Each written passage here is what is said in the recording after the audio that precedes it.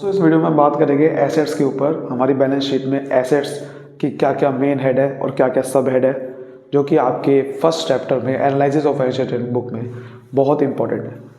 इसकी मैंने पहले वीडियो बना रखी है लाइबिलिटी के ऊपर, अगर आपने नहीं देखी है तो आपको जरूर देखनी चाहिए, लिंक आपको डिस्क्रिप्शन में मिलेगा। एसेट्स के ऊपर बात करते हैं ज़रा, और एसेट्स की मेन हेड और सब हेड की बात करते हैं। देखिए, सबसे पहला जो इसके अंदर मेन हेड आता है वो आता है नॉन करंट एसेट्स।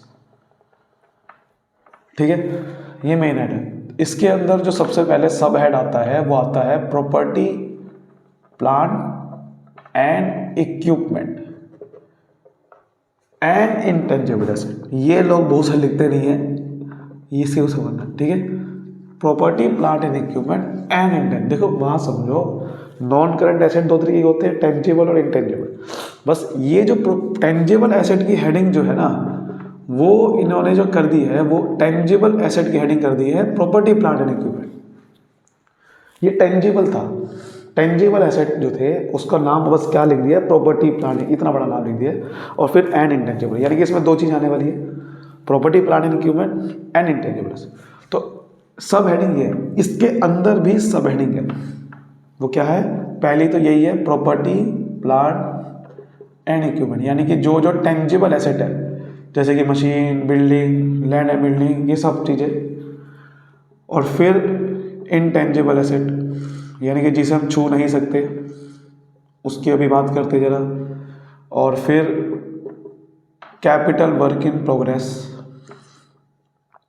ठीक है, यानी कि अभी काम चल रहा है जिसके ऊपर। और फिर intangible asset under development, intangible asset under development. देखो बात समझ लेते हैं अभी। प्रॉपर्टी, प्लांट, इक्विपमेंट जैसे आपको समझ चुके हो, प्रॉपर्टी, प्लांट एंड इक्विपमेंट में क्या क्या आता है भाई। प्रॉपर्टी, प्लांट, इक्विपमेंट में जो जो एसेट जिसे हम छू सकते हैं, जैसे कि land and building, machine, furniture, जिसे हम छू सकते हैं। एक होता है जिसे हम नहीं छू सकते, इनटेंजिबल एसेट। अब वो क्या क्या होता है, वो आपके सामने कुछ नाम यहाँ पर भी आ रही है, जैसे कि computer software, goodwill, patent, trademark, ठीक है, माइनिंग राइट, किसी को मैंने माइनिंग का राइट दे रखा है कि आप जाके खुदान कर सकते हो, माइनिंग राइट, वो भी इसमें आएगा। लाइसेंस दे रखा है, लाइसेंस, फ्रेंचाइजी, समझ रहे हो बात को। Book publishing right, publishing title बोलते हैं इसे, वो भी इसमें आएगा। तो ये सब चीज़ इसमें आती है, patent, mining right, computer software, licence, franchisee, publishing title हो गया, ये सब इसके अंदर आएंगे। मेरी बात ध्यान समझना, ठीक है। बात करें तो कैपिटल वर्क इन प्रोग्रेस का मतलब होता है कि कोई जो टेंजिबल एसेट है, जैसे कि कोई मशीन, बिल्डिंग, उसका अभी काम पूरा तरह से बना नहीं है, अभी अंडर कंस्ट्रक्शन है। मतलब कहने का मतलब अंडर कंस्ट्रक्शन है, जैसे कि ये लिखा गया कि बिल्डिंग अभी अंडर कंस्ट्रक्शन है। तो अगर कोई टेंजिबल एसेट अभी बना नहीं है पूरी तरह से, काम चल रहा है उसके ऊपर, उसे बोलते हैं वर्क इन प्रोग्रेस। तो कैपिटल वर्क इन प्रोग्रेस में मतलब अगर कोई टेंजिबल एसेट के ऊपर काम चल रहा है, पूरा बना नहीं है, वो इसमें आएगा। ऐसे ही अगर कोई इनटेंजिबल एसेट आपने पूरी तरह से, आपके पास आया नहीं, आपके पास पेटेंट ले तो लिया, आया नहीं है पूरी तरह से, अभी पेटेंट अभी आने वाला है, पेटेंट अंडर डेवलपमेंट ऐसा लिखा गया, तो वो क्या आएगा, इनटेंजिबल एसेट अंडर डेवलपमेंट में आएगा। ठीक है, उसके अंदर उसके बाद जो इसमें आती है वो आती है long term loans and advances, और अदर नॉन करंट एसेट भी आएगा इसके अंदर। ठीक है, अदर नॉन करंट एसेट भी आएंगे। ठीक है, यहाँ पर बात समझ में आ रही है, अदर नॉन करंट एसेट। और क्या क्या आएगा इसके अंदर, डेफर्ड टैक्स एसेट भी आएंगे। ठीक है, और एक और चीज आएगी, non current investment, deferred tax assets, net जिसे बोलते हैं। Long term loan and advance का मतलब क्या है कि भाई किसी को आपने एडवांस दे रखा है लंबे समय के लिए, यानी कि कोई एडवांस दे रखा है, जिसमें ज़्यादातर जो मेन आता है कैपिटल एडवांसेस, मतलब कि आपने किसी को एडवांस दिया फिक्स्ड एसेट को खरीदने के लिए या कोई एसेट खरीदने के लिए, लंबे समय नॉन करंट एसेट खरीदने के लिए। मान लो आपने किसी को एडवांस दिया बिल्डिंग बनाने के लिए, तो ये लॉन्ग टर्म लोन एडवांस है। किसी को लोन दिया लंबे समय के लिए, दिया, लिया नहीं, ठीक है।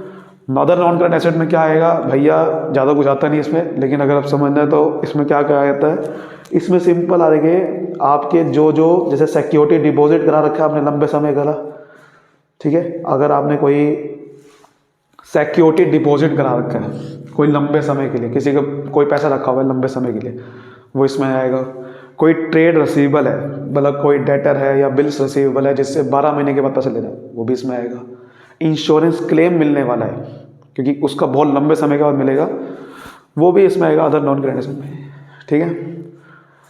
नॉन करंट इन्वेस्टमेंट कौन कौन सी होती है, जैसे कि आपके सामने अब यहाँ पर नाम आ रहे हैं।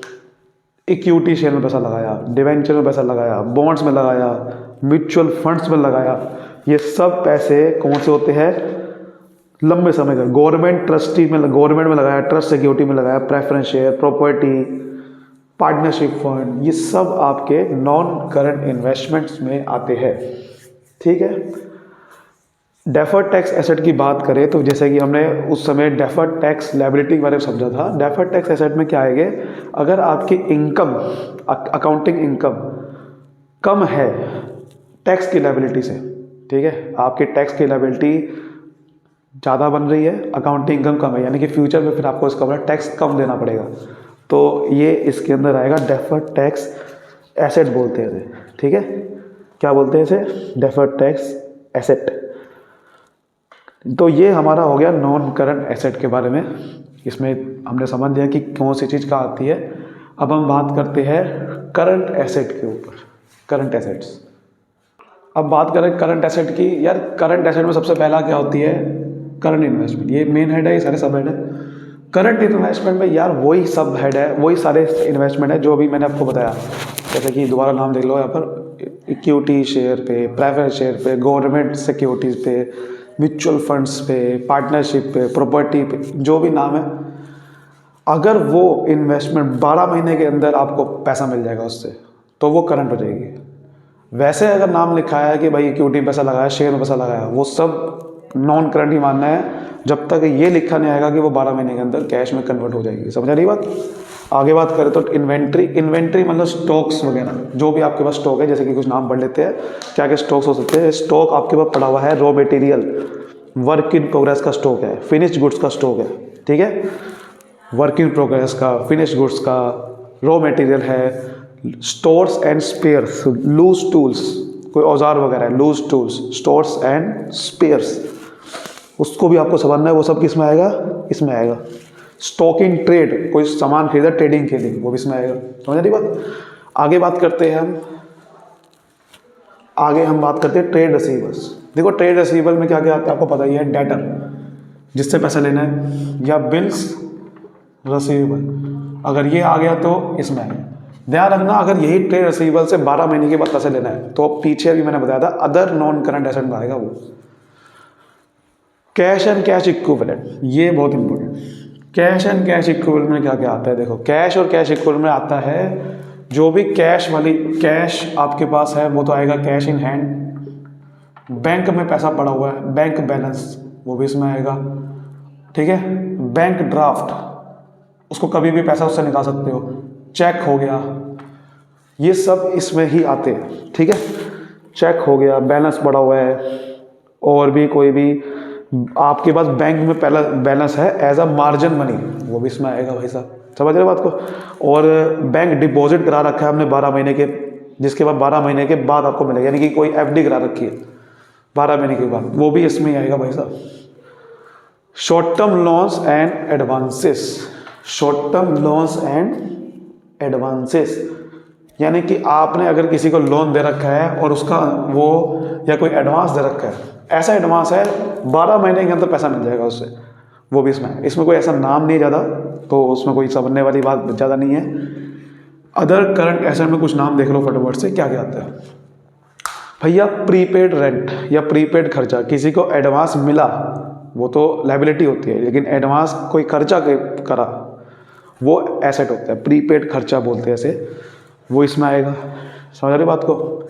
और एक्रूड इनकम या कोई ऐसी इनकम जो मिलने वाली है या कमा ली है मिली नहीं है, वो भी इसमें आएगा, एक्रूड इनकम जिसे बोलते हैं, ठीक है। डिविडेंड रिसीवेबल, डिविडेंड का पैसा मिलने वाला है कोई, क्योंकि वो 1 साल का होता है, तो अदर करंट एसेट में आएगा। एडवांस टैक्स, कोई एडवांस में टैक्स दे दिया, ये भी एडवांस खर्चा एक तरह का एसेट बनेगा, अदर करंट एसेट, समझ रहे हो आपको। तो ये सब थे अदर करंट एसेट्स में कि कौन सी चीज़ कहाँ आती है। और इसके बाद हम थोड़ा सा एक और बात कर लेते हैं लास्ट में। कुछ कंटीजेंट लायबिलिटी भी हो सकती है जो कि अब बैलेंस शीट में आती नहीं है, मतलब ये कुछ ऐसी लायबिलिटी है जो बैलेंस शीट में आपको मिलेगी नहीं, तो इसको हमें नोट्स टू अकाउंट में दिखाना पड़ता है। कंटीजेंट लायबिलिटी होती है, कुछ कमिटमेंट होते हैं। कंटीजेंट लायबिलिटी का मतलब ऐसी लायबिलिटी जिसकी कोई डेट नहीं है, कभी भी आ सकती है, अनसर्टेन है, और जिसमें बहुत बार आपको मिलता है प्रपोज डिविडेंड मिलता है।